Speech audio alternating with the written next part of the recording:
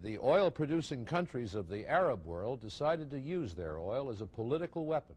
In the heat of the 1973 Arab-Israeli War, the Arab countries who dominated OPEC clamped an oil embargo on the West.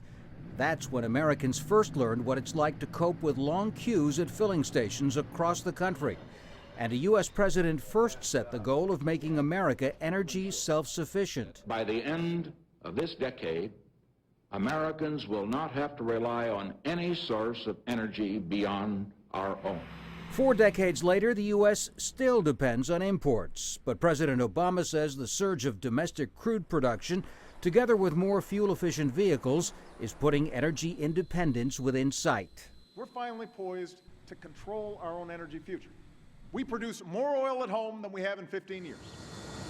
Despite stricter sanctions against Iranian crude and recent supply disruptions in Libya, Iraq, and Nigeria, American consumers are hardly feeling them reflected in what they pay to fill their tanks. Gasoline prices at the pump in the U.S. this summer are virtually at the same level they were 1 year ago. That largely reflects the steadiness in crude oil prices globally. Thanks to the dramatic rise in U.S. oil output, the International Energy Agency forecasts that 2014 will see the biggest worldwide supply increase in 20 years.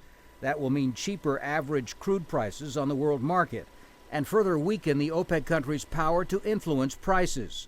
So already the demand on OPEC oil is less by about 2.5 million barrels per day, less than what it would have been had there not been this reversal of the U.S. oil production.